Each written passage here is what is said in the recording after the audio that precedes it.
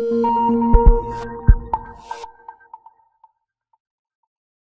င်္လာလုံးပဲမင်္ဂလာပါ Joey Village မှာဖွင့်တဲ့ Photographer Style အတွက် Mastering Lightroom Classic Online Course ဒါ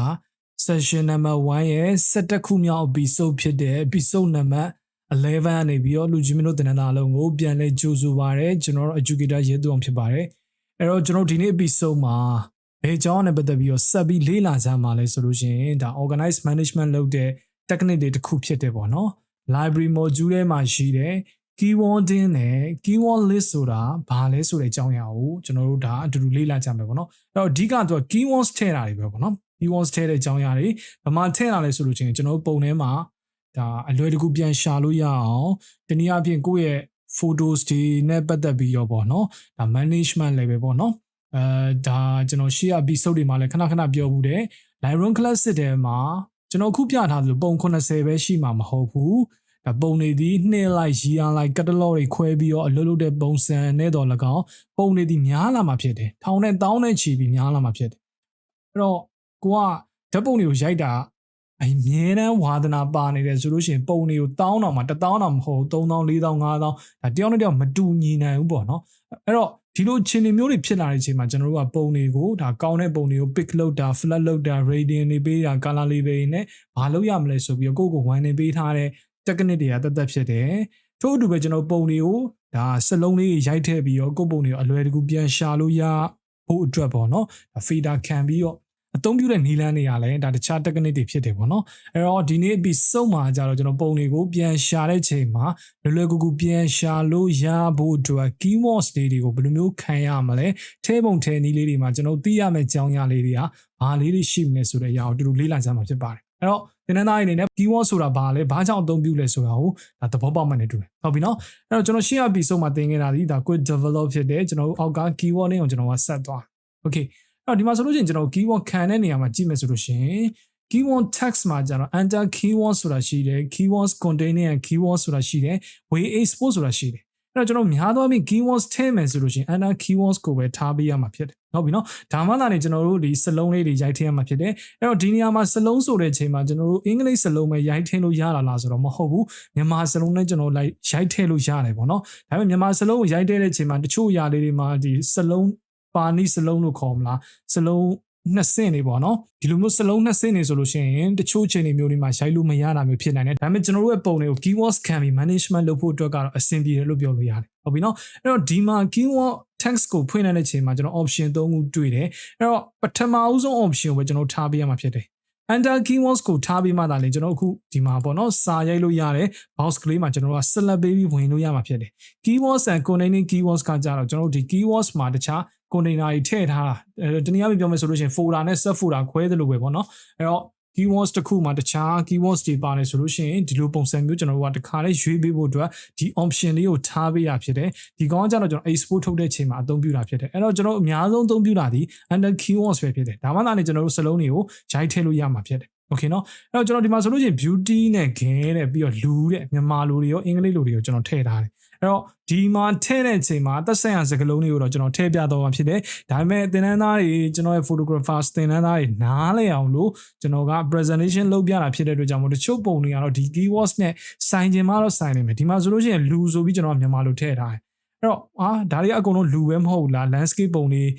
ဒီလိုပုံစံမျိုးကျွန်တော်တို့ကမြန်မာလိုရေးပြီးတော့ထည့်လို့မရဘူးလားဆိုပြီးကျွန်တော်မေးစရာရှိတယ်ဒါပေမဲ့ဒါသင်တန်းသားတွေနားလည်အောင်လို့ကျွန်တော်အမြန်စလုံးလေးတွေကိုရိုက်ထည့်ပြီးတော့ပြသသွားမယ်ဆိုတာကိုရုပ်တရက်ရှိမှရှိလိမ့်မယ်ဒါသင်တန်းသားတွေကိုယ့်ဘာကို management လုပ်တဲ့အချိန်ကျမှကိုမှတ်မိလွယ်တဲ့စကားလုံးကိုအမြဲတမ်း used to ဖြစ်မဲ့စကားလုံးကိုယ့်ဘာကိုဒါစိတ်ကြိုက်ထည့်လို့ရတယ်တယောက်နဲ့တယောက်အကြိုက်ချင်းမတူတာဖြစ်တဲ့အတွက်ကြောင့်မလို့တယောက်က portrait လို့ထည့်တဲ့ချိန်မှာတယောက်က beauty လို့လည်းထည့်ရင်ထည့်လိမ့်မယ်တယောက်ကကြတော့ wedding တယောက်ကကြတော့ glamour ဘူဒိုးပေါ့နော်အမျိုးမျိုးကျွန်တော်တို့ကရိုက်ထည့်ဒါမျိုးဖြစ်နိုင်โอเคเนาะဟုတ်ပြီအဲ့တော့ကျွန်တော်ဒီမှာပုံတစ်ပုံရွေးလိုက်မယ်ဆိုလို့ရှိရင်ဒီပုံမှာကျတော့ကျွန်တော် beauty လို့ပဲထည့်ထားတယ်တဲ့ဟုတ်ပြီเนาะဘယ်ပုံတော့ကျွန်တော်ဒီပုံဖြစ်တယ်ဟုတ်ပြီเนาะဒီပုံမှာကျတော့ beauty ဆိုတဲ့ keyword ပဲရှိတယ်အဲ့တော့ကျွန်တော်က key ပုံရဲ့ right arrow key လေးကိုနှိပ်လိုက်မယ်ဆိုလို့ရှိရင်ဒီပုံမှာလည်း beauty ပဲโอเคเนาะအဲ့တော့ကျွန်တော်အပေါ်က keywords တွေကိုတွားမယ်ဆိုလို့ရှိရင်ဒီမှာဆိုလို့ရှိရင်အများကြီးပဲ Began beauty flowers care portrait ပေါ့နော်အဲ့တော့ဒီပုံမှာမရှိဘူးဒီပုံမှာဆိုလို့ရှိရင် care ဆိုပြီးရှိတယ်ဒီမှာ flowers landscape tree ပေါ့နော်သူနဲ့သက်ဆိုင်ရာ keywords တွေကိုကျွန်တော်ထည့်လို့ရတယ် okay အဲ့တော့ကျွန်တော်ဒီပုံမှာဆိုလို့ရှိရင် keywords ကရှိပြီးသား တကယ်လို့ keywords ကို remove လုပ်မယ်ဆိုရင် select ပေးပြီးတော့ကျွန်တော်တို့က enter key တကယ်လို့ maxpose user ဆိုလို့ရှိရင် return key လေးဒါနှိပ်လိုက်ပေါ့နော်ဒါဆိုလို့ရှိရင်သူဒီ keyword remove လုပ်ပြီးတော့မှဖြစ်တယ်အခုလိုမျိုးကျွန်တော် enter keywords ထားပြီးတော့ဒီ tab လေးကိုကျွန်တော်ဖွင့်လိုက်တဲ့ချိန်မှာအခုလိုမျိုးဘာမှမပေါ်နေဘူးဆိုလို့ရှိရင်ကျွန်တော်ကဒီပုံ keywords ထည့်ထားခြင်းမရှိဘူးဒါလေးကိုသိစေချင်ဟုတ်ပြီနော်အဲ့တော့ဒီမှာဆိုလို့ရှိရင်ကျွန်တော် beauty လို့ရိုက်ထည့်လိုက်မယ်ပြီးရင်ကျွန်တော် enter key လေးနှိပ်လိုက်မယ်ဒါဆိုလို့ရှိရင်ကျွန်တော်တို့ဒီပုံကိုပြန်ရှာမယ်ဆိုလို့ရှိရင်ဘယ်ထဲမှာရှာလို့ရလဲဆိုလို့ရှိရင်ကျွန်တော်ဒီမှာ text ထဲကိုကျွန်တော်ဝင်လိုက်ဟုတ်ပြီနော်အဲ့တော့ fader ဘာတကယ်လို့ပြောင်းနေရဆိုလို့ရှိရင်ကျွန်တော် backward slash key လေးကိုကျွန်တော်နှိပ်ပြီးတော့ကြည့်လို့ရတယ် text တွေကိုဝင်မယ်ဝင်ပြီးလို့ရှိရင်ကျွန်တော်ဒီမှာ beauty ဆိုလို့ရှိရင် beauty နဲ့သက်ဆိုင်တဲ့ပုံတွေအကုန်ကြာလာမှာဖြစ်တယ်ဒါကျွန်တော်တို့ကဒီပုံ80မှာကျွန်တော် beauty ဆိုပြီးတော့စလုံးတနည်းအားဖြင့် keyword ထည့်ခဲ့တဲ့ပုံလေးတွေဖြစ်တယ်ဒါလေးကိုသိချင်တယ်ဟုတ်ပြီနော်အဲ့တော့ကျွန်တော်တို့နောက်ဆုံးထည့်ခဲ့တဲ့ပုံဆိုလို့ချင်းဒီပုံလေးဖြစ်မယ်โอเคเนาะဒီပုံလေးဖြစ်မယ်အဲ့တော့ beauty လေးကိုကျွန်တော်ပြန်ဖြောင်းလိုက်မယ် none လေးကိုကျွန်တော်ပြန်လာလိုက်မယ်ဟုတ်ပြီเนาะအဲ့တော့ကျွန်တော်ရှေ့မှာကြည့်ခဲ့တဲ့ပုံစံကြတော့ test ကနေကျွန်တော်ကစာရိုက်ပြီးကြည့်ခဲ့တာကျွန်တော်ဒီမှာ none ကိုပြန်ထားမှာဖြစ်တယ်ဟုတ်ပြီเนาะအဲ့တော့ကျွန်တော်တို့က keyword တစ်ခုတည်းပို့ပြီးတော့အကိုရေးဆရာရေးထည့်လို့မရဘူးလားဆိုတော့ရတယ်ကိုကြိုက်တဲ့လောက်ထည့်လို့ရတယ်ဒါပေမဲ့ကိုမှတ်မိနေဖို့တော့လိုတယ်ဟုတ်ပြီเนาะအဲ့တော့ beauty ဆိုလို့ရှိရင်မှတ်မိနေဖို့လိုတယ်ဆိုတာပုံတွေအများကြီးမှာကျွန်တော်တို့ရဲ့အသုံးပြုတဲ့ photography ရဲ့ category ပေါ်မူတည်ပြီးတော့ကိုမှတ်မိလွယ်တဲ့စကားလုံးလေးကိုပဲထည့်ဥပမာကိုကအင်္ဂလိပ်စလုံးထည့်မယ်ဆိုလို့ရှိရင်ကိုမကျွမ်းကျင်တဲ့အင်္ဂလိပ်စလုံးတို့စိတ်က motivation ဖြစ်လို့ပဲဖြစ်ဖြစ်ထည့်လိုက်တယ်ပဲဆိုပါတော့ဗျာဒါပေမဲ့နောက်တစ်ခါပုံဖွင့်နေဆိုလို့ချင်းဟာငါဒီပုံကြီးကိုဘယ်အင်္ဂလိပ်စလုံးနဲ့ရိုက်ထည့်ခဲ့တာလဲဆိုလူဟိုဘယ်လိုပြောမလဲကျွန်တော်လူအသုံးများတဲ့ category တွေကဒီစကားလုံးလေးတွေကိုပဲရွေးပြီးတော့ထည့်စေခြင်းတယ်ပေါ့နော်မဟုတ်လို့ရှင်ကိုလည်းမမှတ်မိဘူးဘယ်နာသွားရှာလို့ရှာမှမသိဒါပေမဲ့ကျွန်တော်ကပုံလေးဘယ်လိုပဲများတပုံချင်းစီကိုထောက်ပြီးတော့ဒီမှာ keyword ထည့်ထားရဲဆိုလို့ရှင်တော့ကျွန်တော်တို့ရှာလို့ရပါတယ်ကျွန်တော်ရှာလို့မရဘူးဆိုပြီးစိတ်ပူတာကဒီ test ထဲမှာကိုက manual ရိုက်ထည့်မယ်ဆိုလို့ရှင်တော့ဆိုပြီးကြာလာတဲ့အချိန်မှာအဲ့စကားလုံးကိုမမှတ်မိမှစိုးရိမ်လို့ပြောချင်းဖြစ်တယ်ပေါ့နော်โอเคနော်အဲ့တော့ဒီမှာဆိုလို့ရှိရင် beauty ပေါ့နော်တကယ်လို့ကိုကနောက်ထပ် keyword တစ်ခုခံရမယ်ဆိုလို့ရှင် comma key လေးခံလိုက်ဟုတ်ပြီနော်အဲ့တော့ဒီမှာဆိုလို့ရှိရင်နောက်ထပ် gain ဆိုပြီးတော့ကျွန်တော်ရိုက်ထည့်လိုက်ပြီး enter key လေးနှိပ်လိုက်โอเคနော်အဲ့တော့ကျွန်တော် test ထဲမှာ beauty မဟုတ်ဘဲနဲ့ gain ဆိုလို့ရှိရင်ရောကျွန်တော်ဒီ keyword လေးကိုရိုက်ထည့်မယ်ဆိုလို့ရှိရင်ဒီပုံကြီးပေါ်လာမှာဖြစ်တယ်အဲ့တော့တခြားပုံတွေကကျွန်တော် gain ဖြစ် keyword ထည့်ခဲ့တဲ့ပုံတွေဖြစ်ပါတယ်โอเคနော်ဒါဆိုလို့ရှိရင် keyword ဘယ်လိုထည့်လဲဆိုတဲ့အကြောင်းတရားကိုလူချင်းတို့တင်နေတာကြီးသဘောပေါက်ရှင်းလင်းမယ်လို့ထင်โอเคအဲ့တော့နောက်တစ်ခုအောက်ကိုဆက်လာမယ်ဆိုလို့ရှိရင် click here to keywords တဲ့သူ့ကျွန်တော်ကကြီးလိုက်မယ်ဆိုရင် escape key နဲ့ကျွန်တော်ပြန်ထွက်လိုက်မယ်ဆိုလို့ရှိရင်ဒီမှာ click here to add keywords ဆိုတာရှိဟုတ်ပြီနော်အဲ့တော့ဒီကောင်ကျတော့ keywords တွေကိုထပ်ပြီးတော့ကိုက grid view ထဲမှာသွားနေမှာထပ်ထည့်ခြင်းတဲ့ခြေနေမျိုးကြီးမှာကျွန်တော်အသုံးပြုတယ်အဲ့တော့ထားပါတော့ကျွန်တော်ဒီပုံကိုဆက်လက်ပေးထားတယ်ပေးထားတဲ့အချိန်မှာကျွန်တော်ဒီကောင်လေးကိုကျွန်တော်ရိုက်ပြီးတော့ပြီးတော့ DIID portrait ဆိုပြီးတော့ကျွန်တော်ရိုက်ထည့်လို့ရတယ်လို့အဲ့လိုမျိုးမဟုတ်ဘူးကျွန်တော်ဒီမှာ portrait ကိုပြန်ဖြတ်လိုက်မယ်ဗျာဟုတ်ပြီနော်အဲ့တော့ backspace လေးနဲ့ enter key လေးနှိပ်လိုက်မယ်ပြန်ဖြတ်လိုက်မယ်ဒါဆိုလို့ရှိရင်သူ့နောက်မှာခံထားတဲ့ comma ပါတစ်ခါလေးပြောင်းတော့ကျွန်တော်တွေ့ရဖြစ်တယ်ပေါ့နော်အဲ့တော့ကျွန်တော်တို့ကပို့ပြီးတော့မြန်ဆန်စေခြင်းနဲ့ဆိုလို့ရှိရင်တခြားထဲပုံထဲနည်းလေးတွေကို keywords ထဲပုံထဲနည်းလေးတွေကိုကျွန်တော်ပြောပြပေးမယ်အဲ့တော့ကျွန်တော်ဒီမှာပုံတွေကိုတပုံချင်းစီသွားနေဟုတ်ပြီနော်အဲ့တော့ဒီမှာဆိုလို့ရှိရင် right arrow key နှိပ်လိုက်မယ်နှိပ်လိုက်တဲ့အချိန်မှာကျွန်တော်တို့ကဒီမှာစာရိုက်ထည့်လို့ရတဲ့နေရာကိုကျွန်တော်တန်းပြီးတော့ရောက်ချင်တဲ့အခြေအနေမျိုးတွေဖြစ်လာနိုင်တယ်မဟုတ်လို့ရှိရင် mouse ရဲ့ကလေးနဲ့တစ်ချက်သွားစာရိုက်ပြီးရင်ပြန်လာ right arrow key ဒါမှမဟုတ် left arrow key နှိပ်ဒီလိုအခြေအနေမျိုးတွေဖြစ်နိုင်တယ်ဟုတ်ပြီနော်အဲ့တော့ကျွန်တော်တို့ပုံတပုံထောက်ထားတဲ့အချိန်မှာဒီက test box ကိုသူ့ရဲ့ဒီစာရိုက်လို့ရတဲ့နေရာကိုကျွန်တော်ရောက်ချင်တယ်ဆိုလို့ရှိရင် control key လေးနှိပ်ပေးလိုက်တကယ်လို့ mass user ဆိုလို့ရှိရင် command key ဖြစ်ဟုတ်ပြီနော်အဲ့တော့ဒီမှာဆိုလို့ရှိရင်ကျွန်တော် PORDID portrait ဆိုပြီးတော့ရိုက်ထည့်လိုက်မယ်တကယ်လို့ရိုက်ထည့်တဲ့အချိန်မှာ enter key နှိပ်လိုက်မယ်ဆိုလို့ရှိရင်ကျွန်တော်တို့က escape key ပြန်နှိပ်ရတယ်ပြီးမှသာပုံကို right arrow key နဲ့ကျွန်တော်ကပြန်ရွှေ့လို့ရမှာဖြစ်တယ်အဲ့လိုမျိုးမှမဟုတ်ဘဲနဲ့ကျွန်တော်တို့ကဒီမှာဒီ grid view တွေကနေပြီးတော့ဒီကို select မပေးဘဲနဲ့တခါနဲ့ပုံတပုံချင်းစီကိုသွားခြင်းတယ်ဆိုလို့ရှိရင် control key နှိပ်လိုက်ဟုတ်ပြီနော်အဲ့လိုနှိပ်ပြီးလို့ရှိရင်ကျွန်တော်ရိုက်ထည့်ခြင်းနဲ့ဒီမှာဆိုလို့ရှိရင်ထားလိုက်ပါတော့ GLA MOU က glamour ပေါ့နော်ဒီလိုပုံစံမျိုးလေးကျွန်တော်ထည့်လိုက်ထည့်ပြီးလို့ရှိရင်နောက်တစ်ပုံကိုတန်းပြီးပြောင်းကျင်တယ်ဆိုရင် control ရဲ့ right arrow key နဲ့နှိပ်လိုက်ဒါဆိုလို့ရှိရင် तू ကဒီသူ့ရဲ့စာရိုက်လို့ရတဲ့ကာစာလေးနေရာကိုလည်းရှိနေလိမ့်မယ်ပုံကိုနောက်တစ်ပုံနဲ့ပြောင်းပေးသွားမှာဖြစ်တယ်ကိုက keyword တွေတစ်ခုချင်းစီကိုအလင်းမြန်ရိုက်လို့ရတဲ့နီလန်းလေးဖြစ်တယ်ဟုတ်ပြီနော်အဲ့တော့ control ရဲ့ left arrow key လေးနဲ့ကျွန်တော်ဒီပုံကိုပြန်လာမယ်ဆိုလို့ရှိရင်ကျွန်တော်တို့ဒီမှာထည့်ခဲ့တဲ့ keywords တွေအကုန်ရှိနေမှာဖြစ်ပြီးတော့ကျွန်တော်တို့ဒီမှာ copy ကူးခြင်းနဲ့ဆိုလို့ရှိရင်လည်း control C control right click ဒီမှာကျွန်တော်တို့ကအကုန်လုံးကို control V နဲ့ပြန်ပြီးတော့ paste လုပ်ပြီးတော့ copy paste လုပ်လို့ရတယ်ဒါဆိုလို့ရှိရင်ကျွန်တော် control နဲ့ပြန်လာမယ်ဆိုလို့ရှိရင်ဒီဘက်ပုံမှာလည်း beauty game glamour portrait တွေ့ရမှာဖြစ်ပြီးတော့ကျွန်တော်တို့ဒီဘက်ပုံမှာလည်း beauty game glamour portrait ဆိုပြီးတော့ကျွန်တော်တို့တွေ့ရမှာဖြစ်ပါတယ်ဟုတ်ပြီเนาะအဲ့တော့ keywords တွေကိုဒီသူ့ရဲ့ဒီ bounce ကိုတွားခြင်းနဲ့ solution control key command key လေးနဲ့တွားတကယ်လို့ကျွန်တော်ကဒီဘက်တွေခဏ mouse ရဲ့ left click နဲ့မချိတ်ချင်ဘူးပုံတပုံချင်းစီကိုပဲကျွန်တော်ကအမြန်ပဲတွားခြင်းနဲ့ solution control ရဲ့ right click ရဲ့ဒါမှမဟုတ်ကျွန်တော်ဘယ်ဘက်ကိုတွားဖို့လိုရဆိုလို့ရှိရင် control ရဲ့ left click ရဲ့ကျွန်တော်တွားလို့ရတယ်ဒါကကျွန်တော်က shortcut key နဲ့တွားခြင်းဖြစ်တယ်ဟုတ်ပြီနော်ဒီလိုမျိုးလေးကျွန်တော်ကတွားလို့ရပါတယ်ဒါ keyword text ထဲမှာ keyword ထဲပုံထဲနည်းလေးတွေဖြစ်တယ်အောက်ကဒီ text box မှာလည်းဒီနေရာကိုခဏ mouse ရဲ့ left click နဲ့ pointer နဲ့တွားပြီးတော့ညှိုးစရာမလိုပဲနဲ့ shortcut key နဲ့ကျွန်တော်တို့အလွယ်တကူအသုံးပြုလို့ရတယ် control key ပြီးရင်ကျွန်တော်ဒီ control ရဲ့ right arrow key ရဲ့နောက်တစ်ပုံတစ်ခါလေးချင်းမယ်ဒီ shortcut key နှစ်ခုကိုတစ်ခါလေးမှတ်ထားစေချင်ဟုတ်ပြီနော်ဟုတ်ပြီအဲ့တော့ကျွန်တော်အပေါ် tab ကလေးကိုခဏလေး sorry ကျွန်တော်အောက်ဆုံး tab ကလေးကိုခဏလေးပိတ်ထားလိုက်မယ်ဒုတိယ tab ကိုကျွန်တော်ဖွင့်တဲ့ချိန်မှာအဲ့တော့ကျွန်တော်ရဲ့ keyword တွေနဲ့မှာဒီ tab ကလေး၃ခုရှိတယ်ပေါ့နော် keyword text ရယ် keyword suggestion ရယ် keyword set ရယ်ဆိုပြီးရှိတယ်ကျွန်တော်ပထမရှင်းပြခဲ့တာဒီ keyword text ဖြစ်တယ်အဲ့တော့အောက်က keyword suggestion ကိုကျွန်တော်တို့ကဆက်လာမယ်ဆိုလို့ရှိရင်ကျွန်တော်တို့ဒီအတွင်းလိုက်လေးတွေပေါ့နော်ဒီအတွင်းလိုက်လေးတွေကဘာလေးလဲဆိုလို့ရှိရင်ကျွန်တော်တို့ခဏအသုံးပြုနေတဲ့ recently keywords တွေကိုတခါလေးသူကတွဲပြီးတော့ပြထားခြင်းဖြစ်တယ်ဒီမှာဆိုလို့ရှိရင်ကျွန်တော်ရိုက်ခဲ့တဲ့ began ပြီးရင် flowers born မင်္ဂလာပါလူမွန်မော G3 landscape ဆိုပြီးတော့ကျွန်တော်ကတွေ့ရမှာဖြစ်တယ်ဒါ keyword suggestion system ဖြစ်တယ်ဟုတ်ပြီနော်အဲ့တော့ဒီကောင်းဒီတခြားဘာမှ trade ထူးတော့မဟုတ်ဘူးကျွန်တော်တို့ခဏရိုက်ထည့်တဲ့ keywords တွေအသုံးများတဲ့ keywords တွေကိုဒီမှာလာပြီးတော့ပြပေးနေမှာဖြစ်တယ်ဒါဒီ6ခုတတွဲဖြစ်တယ်ဟုတ်ပြီနော်အဲ့တော့သူ့ရဲ့ keyword suggestion system ဒီဒါဘာမှပြဿနာမရှိ trade ထူးမရှိဘူးဒါပေမဲ့ကျွန်တော်ကဒီ6ခုတတွဲပဲကိုပေါ့နော်အစုံလိုက်ကိုပေါ့နော်ခဏအသုံးလိုနေလို့ကြိုက်ပြီဆိုလို့ရှိရင်ကျွန်တော် preserve တစ်ခုအနေနဲ့တင်ထားလို့ရတယ်ဥပမာဆိုလို့ရှိရင်ကျွန်တော်ဒီ began နေစပြီးတော့ဒီ landscape ထိ keyword 6ခုပဲပြပေးပါเนาะတကယ်လို့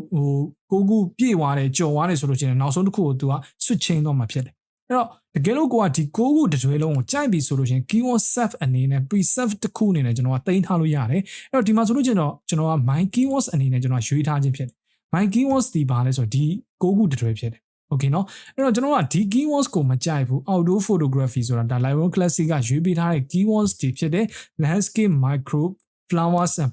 plants ပေါ့เนาะ spring summer wildlife fall winter people သူ့ outdoor photography နဲ့သက်ဆိုင်တဲ့ related ဖြစ်နေတဲ့ဒီ keywords တွေကို Lightroom Classic ကရွေးပေးထားခြင်းဖြစ်တဲ့ portrait photography ဆိုလို့ရှိရင်လည်းထို့တူပဲ wedding ဆိုလည်းထို့တူပဲအဲ့တော့ကျွန်တော်က keywords တစ်ခုဖန်တီးမယ်ဆိုလို့ရှိရင် my keywords ကိုကျွန်တော်ရွေးပေးလိုက်မယ်ဟုတ်ပြီနော်အဲ့လိုရွေးပေးပြီးတော့မှကျွန်တော်တို့ကဒီ keywords ကိုကျွန်တော်တို့က edit self အနေနဲ့တွားမယ်ဆိုလို့ရှိရင်ဒီကျွန်တော်တို့ရွေးပေးခဲ့တဲ့လူ beauty မွန်မော G ထားလိုက်ပါတော့နာမည်လေးတွေပေါ့နော်ဘုံ portrait ဒီလို keywords တွေကိုဒီမှာကျွန်တော်တို့က manual ပြန်ရိုက်ထည့်လို့ရတယ်အဲ့တော့ဒီမှာဆိုလို့ရှိရင်ကျွန်တော်ကလူများဆိုပြီးတော့ရိုက်မယ်ဗျာလူများပေါ့နော်အဲ့တော့ဒီမှာဆိုလို့ရှိရင်နာမည်ကိုပြန်ပြောင်းမယ်ဘယ်လိုနာမည်ပြန်ပြောင်းမလဲကြောဆိုပြီးတော့ကြောဆိုပြီးတော့ကျွန်တော်ပြန်ပြောင်းလိုက်မယ်ပေါ့နော် KYW ကြော KYW ကြောဆိုပြီးပြန်ပြောင်းလိုက်မယ်ဒီမှာဆိုလို့ရှိရင်ကျွန်တော်ကကြီးပြားဆိုပြီးတော့ပြန်ပြောင်းလိုက်ဟုတ်ပြီနော်ဒီလိုမျိုးကျွန်တော်ကပြန်ပြောင်းပြီးတော့ chain လုပ်မယ်ဆိုလို့ရှိရင်ဒီ keywords တွေပြောင်းလဲသွားမှာဖြစ်တယ်ဟုတ်ပြီနော်အဲ့တော့ဒီမှာဆိုလို့ရှိရင်ကျွန်တော်ကပြောင်းလဲလိုက်တာဖြစ်တဲ့အတွက်ကြောင့် my keywords editor ဆိုပြီးပေါ်နေမယ်အဲ့တော့ဒီ keywords ကိုကျွန်တော်အမြဲတမ်း current setting new preset အနေနဲ့သိမ်းကျင်တယ်ဆိုလို့ရှိရင်ကျွန်တော်တို့က my new preset ဆိုပြီးတော့ဒီ keyword preset ခုကိုဖန်တီးလို့ရတယ်ဟုတ်ပြီနော်အဲ့တော့ဒီမှာ my new preset create လုပ်လိုက်မယ်အဲ့လို create လုပ်လိုက်တဲ့အချိန်မှာကျွန်တော်က my keywords ဆိုတဲ့ကျွန်တော်အရင်ကဖန်တီးခဲ့တဲ့ keywords ကိုလည်းသွားလို့ရမှာဖြစ်တယ်လို့ my new preset ကိုလည်းကျွန်တော်သွားလို့ရမှာဖြစ်တယ်တကယ်လို့ my new preset မှာကျွန်တော်ပြန်ပြင်ချင်တယ်ဆိုလို့ရှိရင် edit set မှာကျွန်တော်ကနာမည်တွေကို switch လုပ်ပြီးပြန် change လို့ရတယ်တကယ်လို့ကျွန်တော်ကဒီ my new preset ဆိုတဲ့ preset တွေကိုကျွန်တော်rename ပေးမယ်ဆိုလို့ရှိရင် rename preset မှာကျွန်တော်ကပေးလို့ရတယ်တကယ်လို့ကျွန်တော်ကအဲ့လိုမျိုးမှမဟုတ်ဘူးပြန်ပြီးတော့ဒီ preset တွေရှုံနေတယ်ပြန်ဖြတ်ချင်တယ်ဆိုရင် delete preset my new preset ကိုနှိပ်ပြီးတော့ကျွန်တော်ကဖြတ်ပေးလို့ရတယ်ဒါဆိုလို့ရှိရင်သူ့မှာရှိတဲ့ keyword တစ်ခုကိုတောင်းမှာဖြစ်တယ်ရှေ့မှာကျွန်တော်တို့ထည့်ခဲ့တဲ့ my new preset ဆိုတဲ့ keyword ရှိသေးလားမရှိတော့ဘူးဟုတ်ပြီနော်အဲ့တော့ဒီ keywords ကလည်း edited အသစ် update ပြုလုပ်ထားတယ်ဆိုပြီးတော့ကျွန်တော်ယူဆလိုက်မယ်ဒီ my keywords ကိုကျွန်တော်ကဖြတ်ချင်တယ်ဆိုလို့ရှိရင်ကျွန်တော်ဒီမှာ delete preset my keyword ဟုတ်ပြီနော်အဲ့တော့ဒီမှာဆိုလို့ရှိရင်ဘာမှကြံတော့မှာမဟုတ်ဘူးအဲ့တော့ edit set ထဲမှာဆိုလို့ရှိရင်ကျွန်တော်တို့က rename ပြန်ပြီးတော့ပေးလို့ရတယ် save current setting as new preset ဆိုပြီးတော့ my အဲ့တော့ my updated preset ပေါ့နော် PRE SCTS preset ဆိုပြီးတော့ကျွန်တော်က create လုပ်လိုက် ဟုတ်ပြီအဲ့လိုလုပ်ပြီးလို့ရှိရင်ဒီနေရာမှာကျွန်တော်ကငွေဆောင်ပေါ့ NGWE ငွေ SHU NG ဆောင်ငွေဆောင်ပေါ့နော်ဒီနေရာမှာဆိုလို့ရှိရင်အမျိုးမျိုးပေါ့နော်ကျွန်တော်ကနာမည်ပေးလိုက်မယ်ပေါ့နော်ဒီမှာဆိုလို့ရှိရင် GG ပေါ့ထားပါတော့ဒီလိုမျိုးလေးကျွန်တော်နာမည်ပေးပြီးတော့ change ဖြစ်သွားလိုက်မယ်ဒါဆိုလို့ရှိရင်ကျွန်တော်တို့က my update preset editor ဆိုပြီးတော့ကျွန်တော်ပေါ်နေလိမ့်မယ်ဟုတ်ပြီနော် okay လူကြီးမျိုးတန်တန်သားအနေနဲ့ဒီ preset စေးပုံစေးနည်းလေးတွေဒါနာမည်ပြောင်းပုံပြောင်းနည်းလေးတွေဘာ preset တို့ဒီ6ခုတွဲ preset ကိုစေးပုံစေးနည်းနာမည်ပြောင်းပုံပြောင်းနည်းလေးတွေဖြစ်တယ်ဟုတ်ပြီအဲ့တော့ကျွန်တော်နောက်တစ်ခုကဘာလဲဆိုလို့ချင်းကျွန်တော်ဒီမှာ preset အနေနဲ့ဒီ keyword 6ခုလုံးကိုသိမ်းခဲ့တယ်ဒါပေမဲ့ဒီ keyword 6ခုကိုတစ်ခုချင်းစီကျွန်တော်ကဘယ်လိုမျိုးကိုထည့်ချင်တဲ့ပုံမှာထည့်မှာလဲဆိုလို့ချင်းနောက်ကျွန်တော်တို့ကဒီ keywords တွေမှာရှိနေတဲ့မုံမုံဆိုပြီးတော့ကျွန်တော်ကတွေးကြည့်လိုက်ပေါ့ဗျာအဲ့လိုတွေးကြည့်မယ်ဆိုလို့ရှိရင်ကျွန်တော် order key နှိပ်ပြီးတော့ဒီမုံမုံထည့်ကျင်တယ်ဆိုလို့ရှိရင်ဒီမှာကျွန်တော်ကသူ့မှာ keyword ရှိနေရလားဘာမှမရှိဘူးဟုတ်ပြီနော်အဲ့တော့ကျွန်တော်အမြန်ထည့်မယ်ဆို order key လေးနှိပ်လိုက်အဲ့တော့ order key တကယ်လို့သင်က mass သမားဆိုလို့ရှိရင် option key ပေါ့နော်အဲ့လိုနှိပ်လိုက်တဲ့အချိန်မှာအခုဘာပေါ်နေလဲဆိုလို့ရှိရင်အဲ့ပါအခုဘာပေါ်နေလဲဆိုလို့ရှိရင်6ဆိုတဲ့ကဏ္ဍဒီမုံမုံရဲ့ဘယ်ဘက်မှာကျွန်တော်ကပေါ်နေတာတွေ့ရမှာဖြစ်အဲ့တော့တကယ်လို့ကျွန်တော်ကဒီပုံမှာဒီ keywords ကိုထည့်ကျင်လာပြီဆိုလို့ရှိရင်ကျွန်တော်ကsorry ကျွန်တော် order key ကိုနှိပ်လိုက်ကိုထည့်ကျင်တဲ့စလုံးရဲ့ဘေးနားနံပါတ်ကိုကြည့်လိုက်အဲ့လိုကြည့်ပြီးလို့ရှိရင်ကျွန်တော်ကနံပါတ်9လေးကိုနှိပ်လိုက်ဒါဆိုလို့ရှိရင်ဒီ keywords မှာမုံမုံဆိုပြီးတော့ရောက်သွားမှာဖြစ်ပါတယ်ဟုတ်ပြီနော်အဲ့တော့ကျွန်တော် keyword test မှာကြည့်မယ်ဆိုလို့ရှိရင်မုံမုံဖြစ်တယ်တကယ်လို့ကျွန်တော်က order key နှိပ်ပြီးတော့နံပါတ်8ပေါ့နော်ဒါမှမဟုတ်နံပါတ်ဘယ်နံပါတ်ထည့်ရင်ကောင်းမလို့အဲ့တော့ကျွန်တော်နံပါတ်8ကိုနှိပ်လိုက်မယ်အဲ့လိုနှိပ်လိုက်မယ်ဆိုလို့ရှိရင်ဒီမှာ beauty မုံမုံဆိုပြီးတော့တွေ့ရမှာဖြစ်ပြီးတော့တကယ်လို့ဒီနေရာမှာ GG ဆိုတဲ့ keyword လေးကိုထည့်ကျင်တယ်ဆိုလို့ရှိရင် order key GG ရဲ့ဘယ်ဘက်မှာနံပါတ်4ဆိုတဲ့စကားလုံးလေးရှိတယ်ဒီလိုကြောင့် order key ကိုကျွန်တော်မလုပ်ဘူးเนาะနံပါတ်4လေးကိုနှိပ်လိုက်ဒါဆိုလို့ရှိရင်ဒီ keyword test ထဲမှာ order key လေးနှိပ်ပြီးတော့ကျွန်တော်စာပြန်ရိုက်ထည့်ဖို့လိုလားအမြန်နည်းလမ်းเนาะရိုက်စရာမလိုဘဲနဲ့ဒီ keyword test ထဲမှာ keyword တွေဒီရောက်ရှိသွားမှာဖြစ်ပါတယ်โอเคเนาะအဲ့တော့ဒါက technique တစ်ခုဖြစ်တယ်နောက်တစ်ခုကကြတော့ကျွန်တော်တို့ဒီတကယ်လို့ကျွန်တော် order key မနှိပ်ဘူးဆိုလို့ရှိရင်တကယ်လို့နံပါတ် key တွေပဲနှိပ်မိနေတယ်ဆိုလို့ရှိရင် rating တွေပေးတာဖြစ်နေလိမ့်မယ်ဒီမှာဆိုလို့ရှိရင်ကျွန်တော်က1ကိုနှိပ်လိုက်တယ် order key နှိပ်ထားရဆိုလို့ရှိရင်1ဒီမင်္ဂလာပါဖြစ်တယ်ဟုတ်ပြီเนาะအဲ့တော့မင်္ဂလာပါဆိုတဲ့ keyword ကိုဒီမှာထည့်ကျင်တယ်ဆိုလို့ရှိရင်ကျွန်တော် order key မနှိပ်မိပဲနဲ့1ကိုနှိပ်မိမယ်ဆိုလို့ရှိရင်ကျွန်တော်တို့ star rating ပေးတဲ့ပုံစံမျိုးဖြစ်သွားလိမ့်မယ်2ဆိုလို့ရှိရင်လည်း star rating เนาะဟုတ်ပြီเนาะအဲ့တော့ဒီအတွက်ကြောင့်မို့ကျွန်တော်တို့ keyword ထည့်မယ်ဆိုလို့ရှိရင် keyword set ထဲမှာဒါကိုယ့်ရဲ့6ခုလုံးတွဲပြီးရောပေါ့เนาะဒါတေချာပြင်ဆင်ပြီးရဲ့ချိန်မှာဒီ photography နဲ့သက်ဆိုင်တဲ့ category keywords တွေကိုပြင်ဆင်ပြီးသွားတဲ့အချိန်မှာ order key နဲ့သူ့ရဲ့ဘယ်ဘက်မှာရှိရဲ့နံပါတ်လေးတွေကိုကျွန်တော်နှိပ်ပြီးတော့ keywords ကိုအမြန်အလွယ်တကူထည့်နိုင်မှာဖြစ်ပါတယ်Okay ဒါကကြတော့ကျွန်တော်တို့ဒီ keyword set ထဲမှာ number နဲ့ထည့်ပုံထည့်နေလေးဖြစ်တယ်နောက်တဲ့ tips တွေတစ်ခုကိုရှင်းပြပေးမယ်ဒီကောင်းပါလဲဆိုရင်ကျွန်တော် painter နဲ့ထည့်လို့ရတယ်ဟုတ်ပြီနော်အဲ့တော့ painter ကိုကျွန်တော်တို့ကနှိပ်လိုက်မယ်နှိပ်ပြီးလို့ရှိရင်သူ့ရဲ့ painter မှာလုပ်လို့ရတဲ့ criteria တွေအမျိုးမျိုးရှိတယ်အဲ့တော့ဒီမှာဆိုလို့ရှိရင်ကျွန်တော် keywords ပေါ့နော်ထိပ်ဆုံးမှာ keywords အဖြစ်ထားလိုက်မယ်ထားပြီးရင်ကျွန်တော်တို့ကကိုထည့်ခြင်းတဲ့ keywords ကိုဒီမှာနာမည်ရိုက်ထည့်လို့ရတယ်ဟုတ်ပြီနော်အဲ့တော့ဒီမှာဆိုလို့ရှိရင်ကျွန်တော် portrait ဖြစ်ထားလိုက်မယ် enter key နဲ့နှိပ်လိုက်အဲ့တော့ကျွန်တော်တို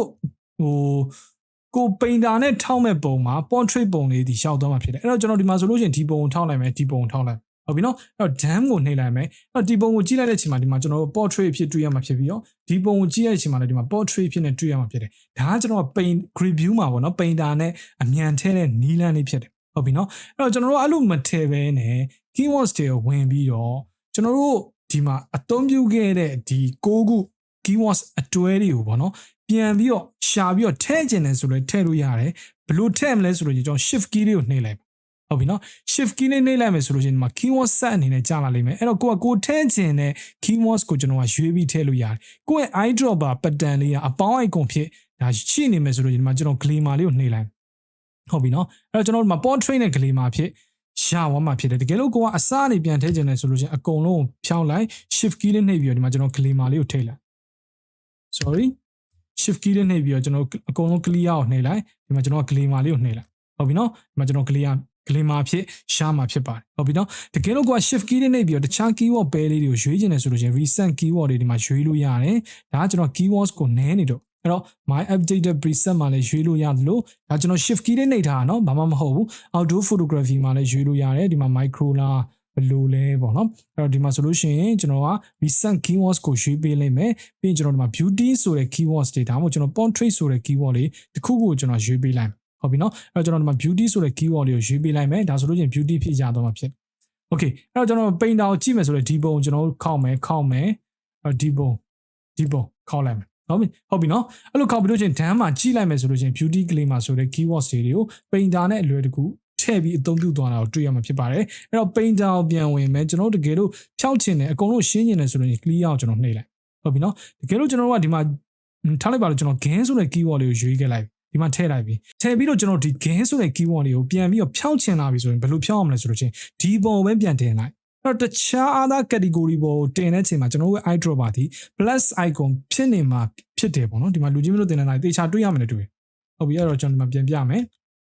ီမှာကျွန်တော် shift key လေးနှိပ်လိုက်သူ့ရဲ့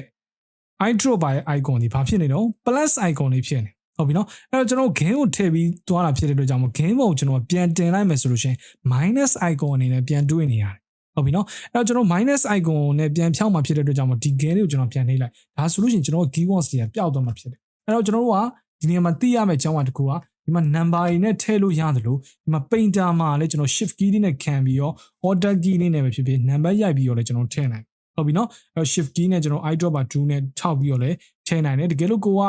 painter မှာရွေးပြီးတော့ဟုတ်ပြီ keywords ကိုရွေးလိုက်မယ် shift key လေးနဲ့ကျွန်တော်ကဒီမှာကြီးဆိုပြီးတော့ဒီ keywords တွေကိုရွေးပြီးတော့ဒီမှာကျွန်တော်က drag and drop နည်းနဲ့ဆွဲပြီးတော့လည်းအမြန်ထည့်လို့ရတယ်ဟုတ်ပြီနော်အဲ့တော့ကျွန်တော် down ကိုနှိပ်လိုက်မယ်အဲ့တော့ဒီမှာကျွန်တော် drag and drop နည်းနဲ့ဆွဲပြီးထည့်ခဲ့တာဖြစ်တဲ့အတွက်ကြောင့်မလို့ဒီ landscape ပုံကြီးမှာကြီးဆိုပြီးတော့တွေ့နေရမှာဖြစ်ပါတယ် okay နော်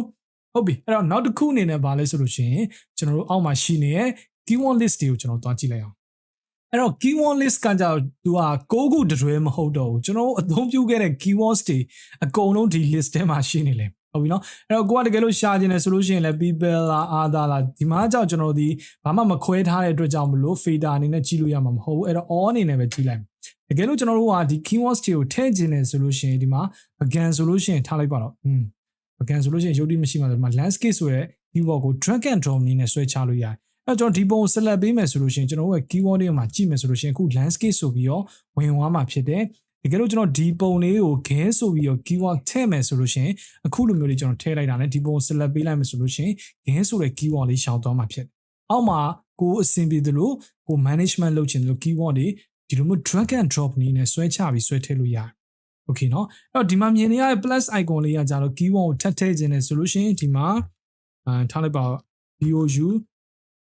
DOI อ่ะ Budo လား Budo ကဒီလိုစလုံးပေါင်းလာတာမသိဘူးထားလိုက်ရပါတော့เนาะအဲ့ Budo ဆိုပြီးတော့ကျွန်တော်ကဒီမှာ keyword name တွေကိုပေးလိုက်မယ်တကယ်လို့ဒီ keyword name တွေကိုတခြား other category ထဲမှာထည့်ခြင်းနဲ့ဆိုလို့ရှိရင် put inside gain ဆိုတာတော့နောက်ဆုံးအသုံးပြုခဲ့တဲ့ keywords ကိုပြောခြင်းဖြစ်တယ်အဲ့တော့ကိုကထည့်ခြင်းနဲ့ဆိုလို့ရှိရင်ဒီနေရာလေးမှာအမှန်ကြီးချစ်ပေးလိုက်တကယ်လို့ကိုက standard photos တွေပါမလားဆိုလို့ရှိရင်အပြင်မှာတခါလဲဒီ Budo photography ကဓာတ်ပုံတွေကို select ပေးပြီးတော့ဒီမှာ option တွေရွေးပြီးတော့လည်းတခါလေးထည့်လို့ရတယ်ဟုတ်ပြီနော်အဲ့တော့ကျွန်တော်ဒီမှာဘာမှအမှန်မချစ်တော့ဘူး Budo ဆိုပြီး create ပေးလိုက်မယ်အဲ့တော့ကျွန်တော်ရဲ့ Budo ကဘယ်ရောက်သွားမလို့ B နားလေးကိုရောက်သွားမှာပေါ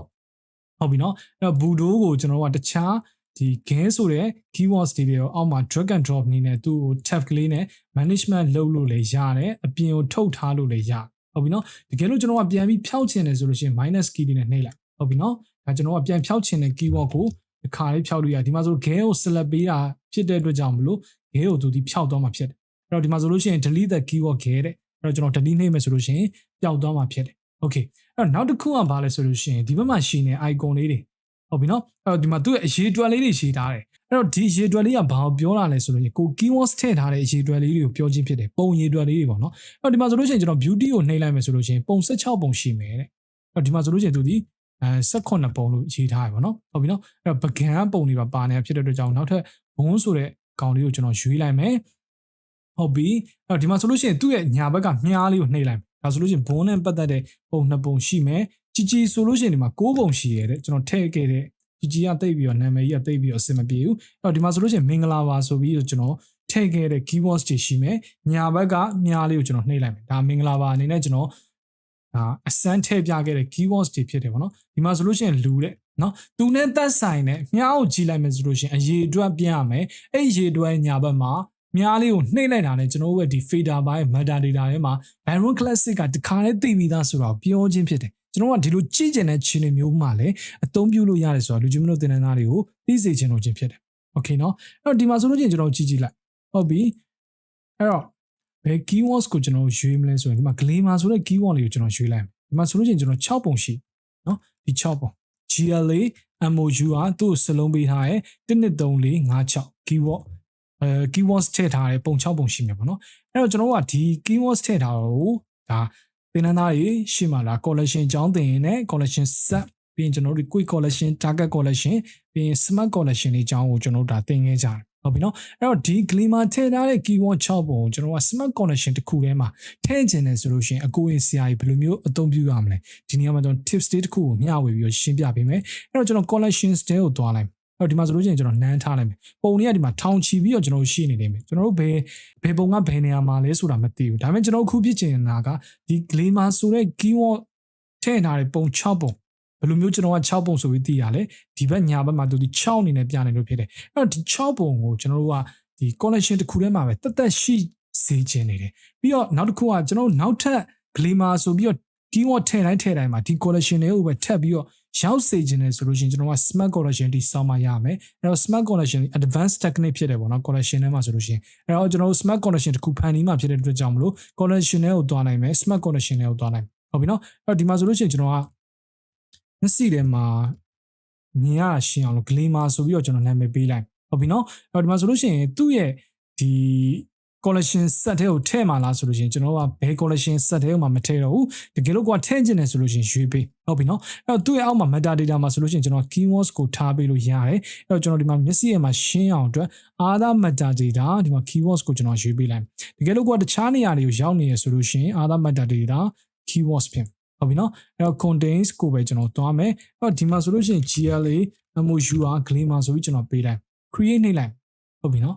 ်အဲ့နှိပ်လိုက်တဲ့ချိန်မှာဘာဖြစ်သွားလဲကျွန်တော်ရဲ့ smart collection ထဲမှာကျွန်တော်ရှေ့မှာကြီးခဲ့တယ်ဒီနေရာမှာကျွန်တော်ကြီးခဲ့တယ်ဟုတ်ပြီနော်ပုံ6ပုံဒ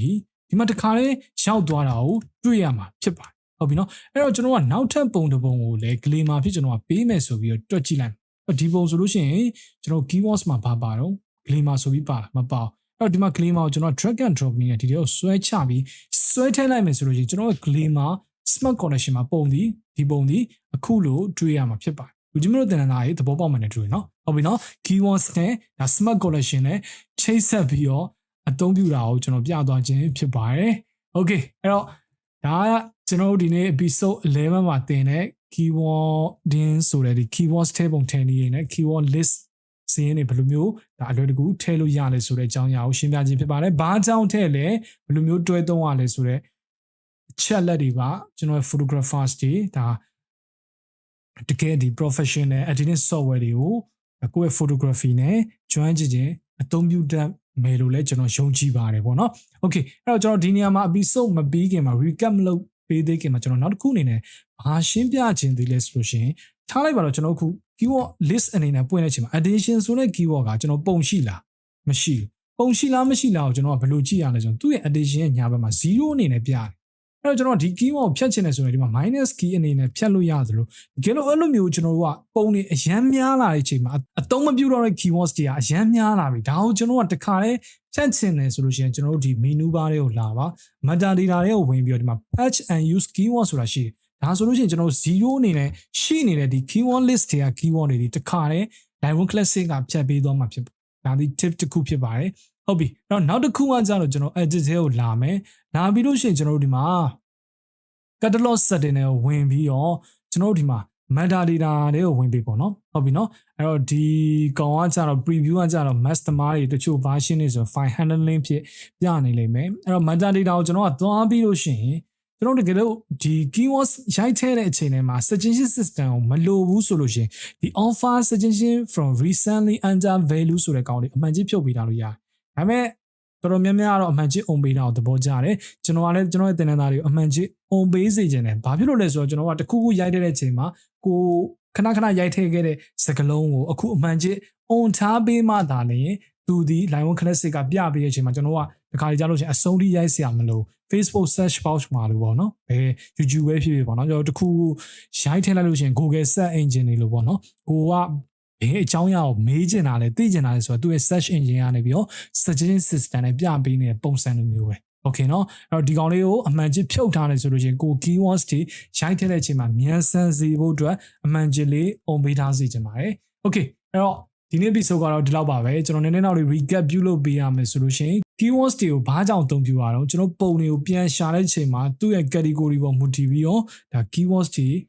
ထည့်ခြင်းဖြစ်တဲ့ပုံတွေကိုရှာရတာမြန်ဆန်စေဖို့အတွက်ပေါ့နော်ဟုတ်ပြီနော်အဲ့တော့ keyword ထည့်တဲ့အချိန်မှာကျွန်တော် keyword တွေနဲ့ keyword list ဆိုတာရှိရဲသူ့ရဲ့ suggestion system တွေပါတယ်ပြီးရင်ကျွန်တော် keyword set အတွဲလိုက်တွေထည့်ပုံထည့်နည်းတွေပြီးရင်ကျွန်တော် auto key နှိပ်ပြီးတော့ number နဲ့ထည့်ပုံထည့်နည်းတွေပြီးရင်ကျွန်တော် painter နဲ့ drag and drop ထည့်ပုံထည့်နည်းတွေပြီးရင်ကျွန်တော် shift key တွေနဲ့ကြည့်ပုံကြည့်နည်းလေးတွေ keyword တွေကိုကြည့်ပုံကြည့်နည်းတွေကိုကျွန်တော်ရှင်းပြပေးခဲ့ပါတယ်ပြီးရင်နောက်တစ်ခုအနေနဲ့ကျွန်တော် smart collection နဲ့တွဲပြီးတော့အသုံးပြုတဲ့ဒါ keyword ထည့်ပုံထည့်နည်းတွေကကျွန်တော်ရှင်းပြပေးခဲ့အဲ့တော့ကိုကပုံတွေထောင်တောင်းချီပြီးရှိကျွန်တော် glamour ဖြစ်သွားတဲ့ keywords တွေ detail အကုန်ရောက်မှာဖြစ်တယ်ဒါဒီ smart collection ရဲ့အားသာချက်ဖြစ်တယ် okay ပါအဲ့တော့ဒီနေ့အားလုံးပဲကျွန်တော်နားလည်မယ်လို့ယုံကြည်တယ်ကိုကြင့်ကြည့်ပါနော်ဟုတ်ပြီနော်အဲ့တော့တကယ်လို့အစင်မပြေတာနားမလည်ရရှိရဆိုလို့ရှိရင်ကျွန်တော်တို့အချိန်မီမေးနိုင်ပါတယ်ကျွန်တော်နောက်ထပ်စိတ်ဝင်စားဖို့ကောင်းတဲ့ episode တွေမှာအတူတူထပ်တွေ့အောင်ဒီနေ့အားလုံးပဲလေ့လာတာအဆင်ပြေပါစေ good luck see you guys